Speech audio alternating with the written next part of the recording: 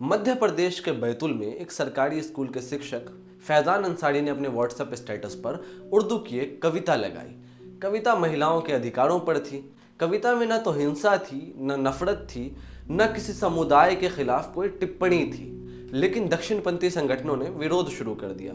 Police भी पहुंची, फिर फोन जब्त हुआ, फिर पूछताछ हुई और फिर भारतीय न्याय संहिता की धारा 353(2) लगा दी गई। आरोप यह है कि उन्होंने एक ऐसा कंटेंट साझा किया है जिससे सार्वजनिक शांति भंग हो सकती थी। 10 महीने तक एक शिक्षक अदालतों और थानों के चक्कर काटता रहा। फिर जाकर कहीं जबलपुर हाई कोर्ट से उन्हें थोड़ी राहत मिली है। जबलपुर हाई कोर्ट ने कहा कि कविता में न तो हेट स्पीच थी, न उकसावा, यह सिर्फ साहित्य था। लेकिन यहाँ पर एक सवाल यह है कि एक निर्दोष आदमी के जीवन के 10 महीने कौन लौटाएगा? कौन उस सामाजिक अपमान की भरपाई करेगा जिसमें एक शिक्षक को कट्टरपंथी, देश विरोधी और अपराधी की तरह पेश किया गया? दूसरी घटना और भी भयावह है। हैदराबाद के रहने वाले हसन मोहिउद्दीन सिद्दीकी को चंडीगढ़ पुलिस ने गिरफ्तार किया। वजह क्या थी? उन्होंने एक ट्वीट को रीट्वीट किया था। मूल ट्वीट लेखिका मधु किश्वर का था, यानी जिसने ट्वीट लिखा वो आज़ाद रहे, लेकिन जिसने उसे रिट्वीट किया वह जेल भेज दिया गया। रिपोर्ट्स के मुताबिक हसन को 14 दिन की न्यायिक हिरासत में भेज दिया गया है। यह भी बताया गया है कि हसन गंभीर बीमारी से पीड़ित है और उन्हें लगातार इलाज की जरूरत है, लेकिन बीमारी भी उन्हें गिरफ्तारी से नहीं बचा सकी। एक रिट्वीट अब अपराध बन चुका है। आपका मुंह बंद करना मेरा काम नहीं है, ये तो गलत रास्ता है। आप जो बोल रहे हैं मेरे लिए वो मूल्यवान चीज है। आप जो मेरी आलोचना करते हैं वो मेरे लिए बहुत बड़ा खजाना है। इन दोनों घटनाओं को अगर आप अलग अलग मामलों की तरह देखेंगे तो लगेगा कि यह शायद पुलिस की ओवर रिएक्टिवनेस है, लेकिन इन्हें देश भर में हो रही दर्जनों और गिरफ्तारियों के साथ रखकर देखेंगे तो एक पैटर्न उभरता हुआ दिखाई देगा।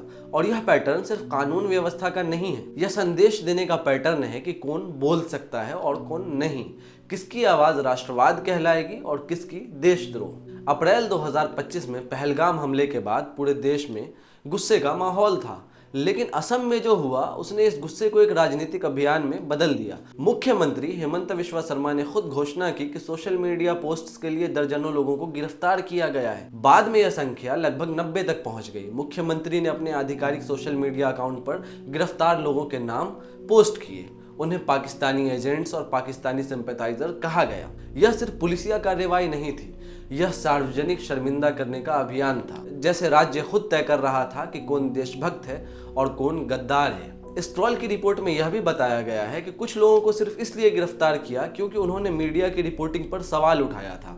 एक पीएचडी छात्र ने कहा कि क्या हमले की रिपोर्टिंग निष्पक्ष थी? उसने पर्यटकों की हत्या की निंदा भी की थी, लेकिन सवाल पूछना ही अपराध बन गया। उस पर आतंकवाद और देशद्रोह जैसी धाराएं लगा दी गईं।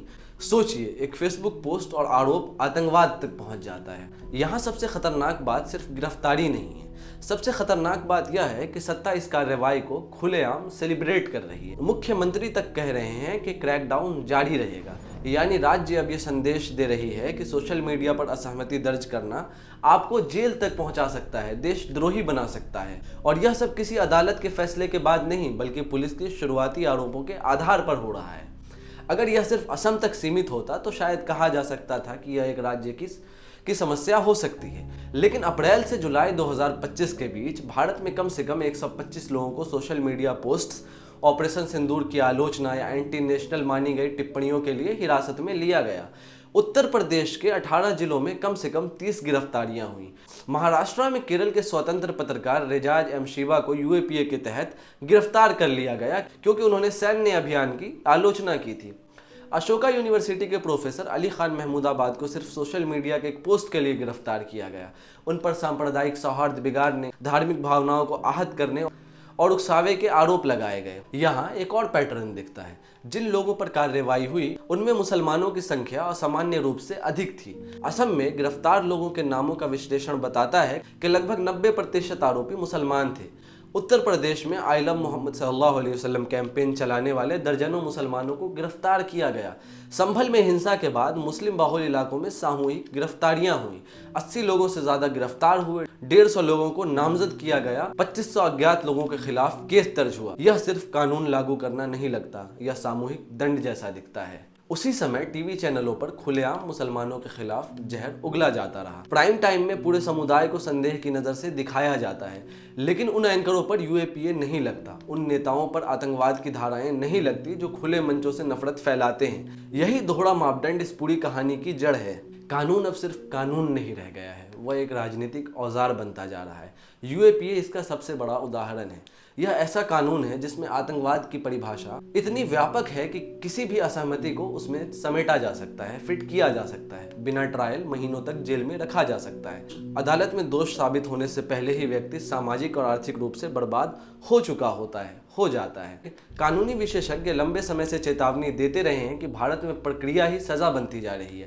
अदालतें सालों बाद कहती हैं कि आरोप गलत थे, लेकिन तब तक इंसान नौकरी खो चुका होता है, समाज में बदनाम हो चुका होता है और मानसिक रूप से टूट चुका होता है।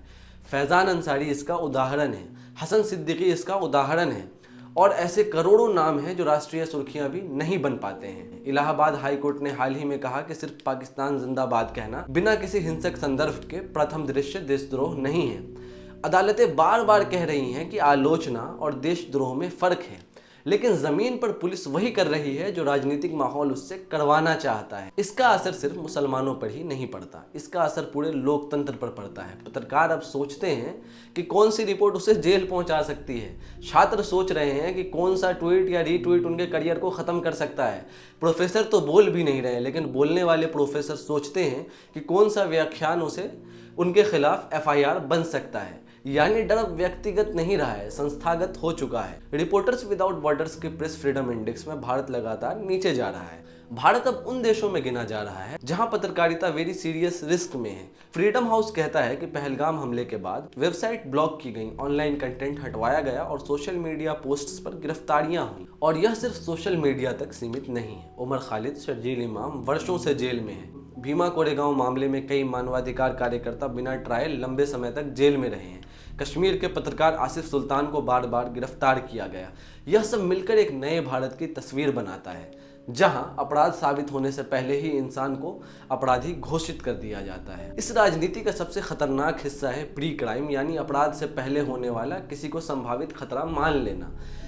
अगर आपने सवाल पूछा, अगर आपने सरकार की आलोचना की, अगर आपने किसी अल्पसंख्यक के पक्ष में आवाज उठाई, तो आपको शक की निगाह से देखा जाएगा। और अगर आपका नाम ही मुस्लिम है तो यह शक और गहरा होता है। नागपुर हिंसा के बाद हुई गिरफ्तारियां इसका उदाहरण है। 100 से अधिक लोगों को पकड़ा गया, अधिकतर मुसलमान थे, कई नाबालिग भी थे उसमें। दूसरी तरफ हिंदुत्ववादी कार्यकर्ता आसानी से जमानत पा गए।